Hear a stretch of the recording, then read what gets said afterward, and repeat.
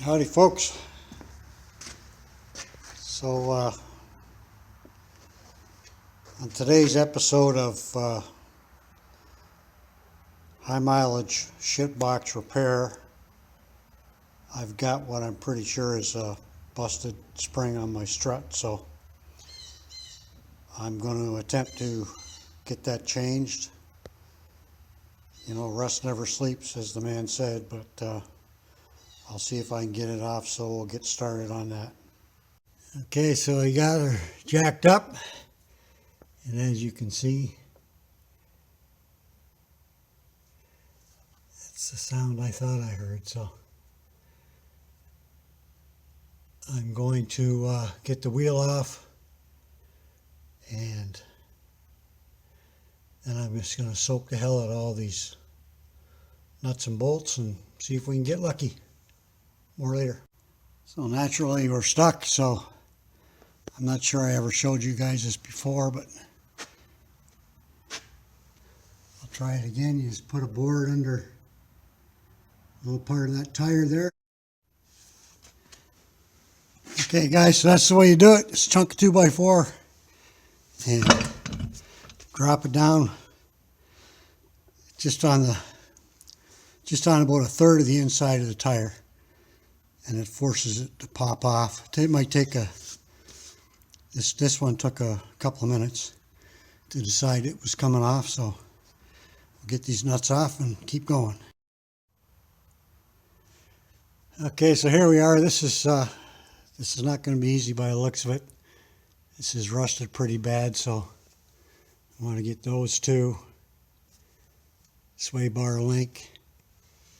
Then over here we're going to have to get that brake line off. And then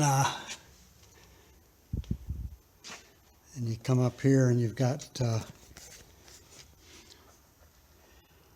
3 bolts up here, or 3 nuts up here to get off. But they'll come off last. So I'm going to soak this. So I'm going to soak this really good with penetrating oil, WD-40, today, and I'll come out and soak it again tomorrow. And then hopefully I'll be able to crack these things in a couple of days. More later.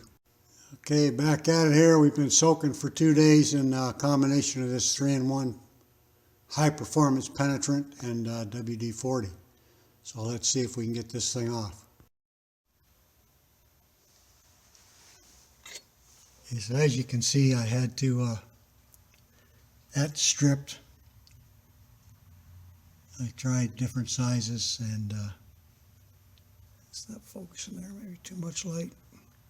Anyway, I had to go behind it like that, so hopefully the boot's okay. And now we'll get the top nuts off and we'll get this thing out of here.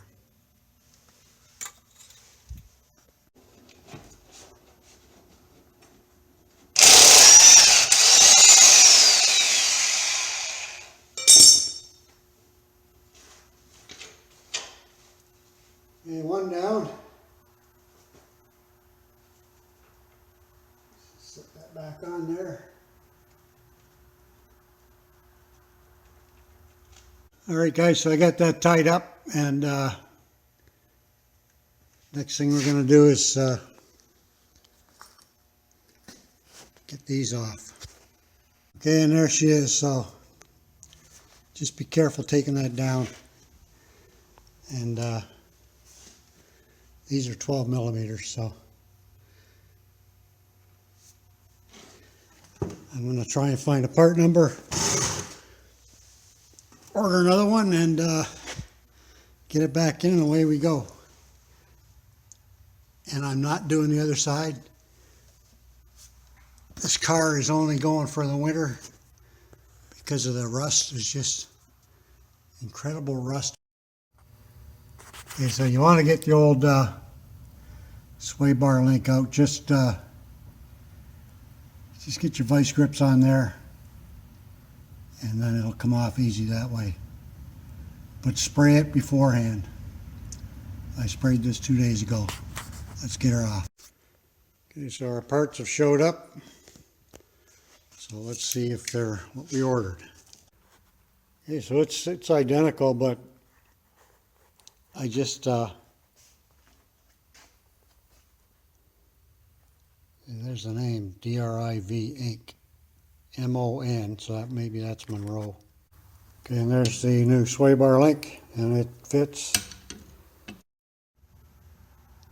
Okay, so the nut on the new one is bigger. It's 3/4, and we got a 5mm Allen key there. So let's get her on.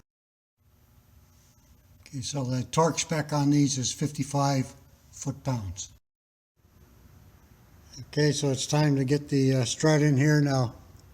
Get your hardware ready, and they sent hardware, so that's nice.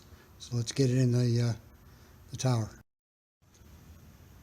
Okay, that was it wasn't easy. You may want to get someone to give you a hand, but they're hand tightened, just snugged up, and we'll torque them after. Okay, so there's our bolts in, and I'm just going to put the nuts on the end, and we'll snug them up after. I got to raise this up so I can get that link in. So you can use what you want, but that was about a good inch off, so I just used a scissors jack and put a socket on it, and that cranked her up pretty quick. So we'll get that nut on there and get that torque down.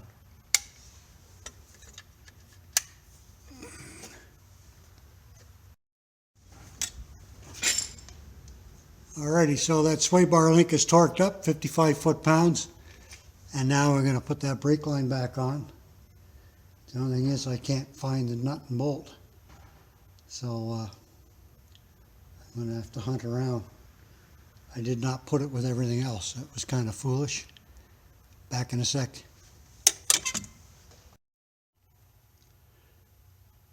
Okay, back on. So for those of you, so you don't spend 10 minutes looking for the nut's welded to the back of the strut.